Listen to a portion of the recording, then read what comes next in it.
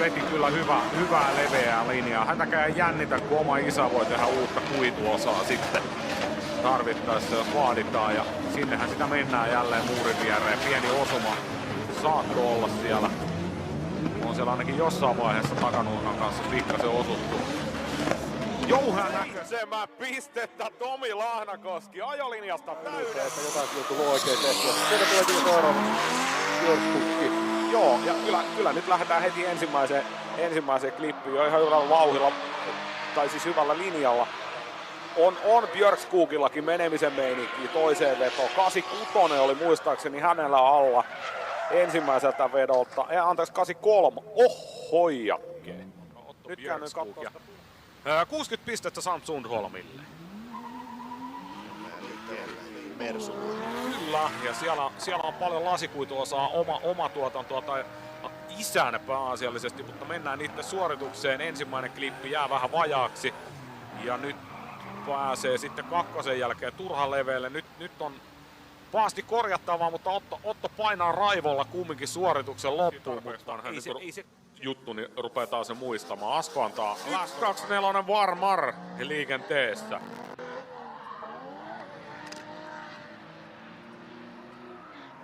Hiukan näyttäisi, että meni tuosta no-go-alueen läpi siitä.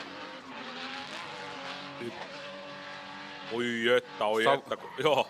On savua ja pyörintänopeutta siellä kyllä. On. Siellä annetaan rattaan pyöriä. Todella raikkaan näköisesti tulee. Ja täällähän on Björkskukilla Volvon Turbo 6. 528 heppaa. Otto Björkskuk ja Eetu Kuusinen.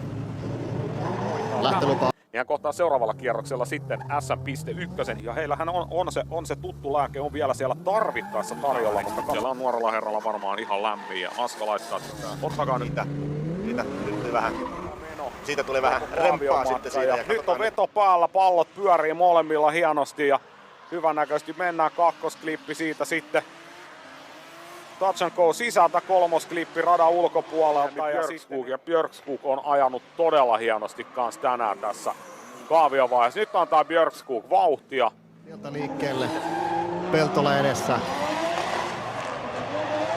Leveän entry ottaa vähän rauhallisesti ja epäilee vähän. Ehkä jopa meni vähän käsijarrulle tuolla Peltola entryssä.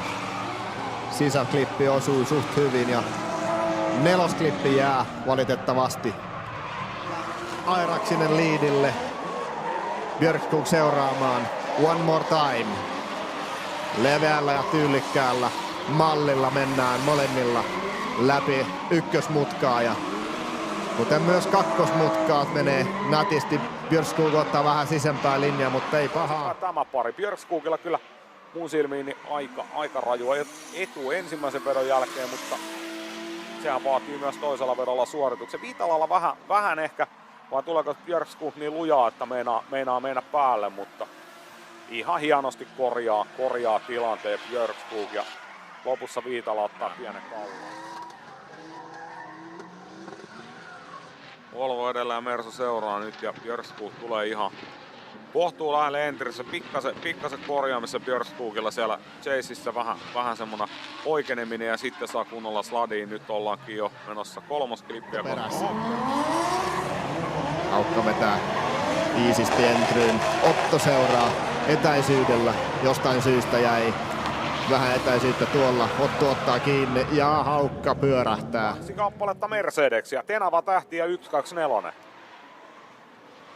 Eli 190, mutta saman aikakauden laitteita ja jälleen tulee Björkskuk haastaa hyvin. Ja nytähän kun Mäkisellä on veto päällä, niin Björkskuk ei mene päälle. Kyllä tässä nyt tähän ensimmäistä kertaa oikeasti lähellä seuraamista. On tosi hienon näköistä kyllä Björkskukin toiminta. Siellä menee Mäkinen eellä just niin kuin kuuluu ja Björkskuk seuraa. Viimeisellä klipillä pikkusen oli Björkskukilla ongelmia, mutta mitäpä Otto seuraa sitten. Rajala ottaa tommosen rauhallisen, mutta tarkan entryn. Turvallisen entryn tuolla.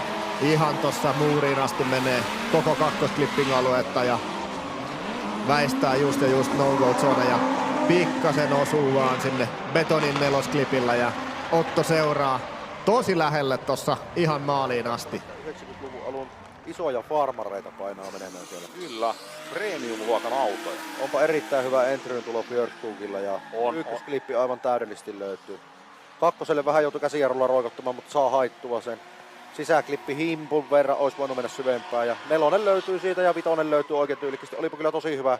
Siitä sitten entry hyvissä ajoin Björkskog laittaa valtamerilaivan kokoisen 124 farmari Mercedeksen sladiin ja hienosti täyttää ensimmäisen ja toisen klipin. Kolmas olisi voinut mennä vähän syvempää, sisempää siis. Vaan ja vasta heitolla niin kuin ohjeistus oli.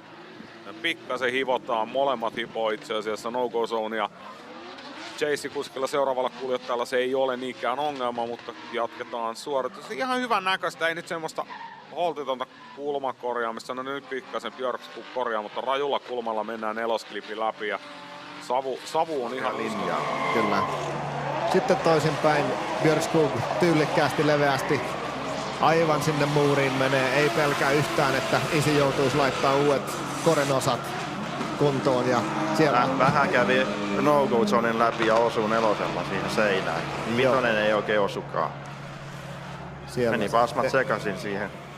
Katsotaan miten Björkskog pärjää tuossa liidissä. Vähän myöhän entryn tuossa. Joo, pikkasen, mutta hyvin pääsevät sitten samaan tahtiin. Nyt menee Björkskogilla leveäksi ja pelit suoristuu ja hän kyllä nollaa tän suorituksen. Joo, tää oli harmi. Näytti niinku Kuusinen perässä ja Björkskog laittaa kuten aina leveä tyylikäs entri ja savua tulee leveää kulmaa ja täyttää kakkosklippi aivan täysin Björkskog ja Kuusinen taistelee, pysyä mukana, ei pysy mukana, yrittää parhaansa kopioimaan sitten Björkskogin ajolinja ja kulmat, mutta ei vissiin onnistuu tuossa. Björkskog käy vähän. Rajala seuraa. Lähettäjä tarkistaa, kaikki on ok. Ja lähtölupaa. Finaaleja ajetaan.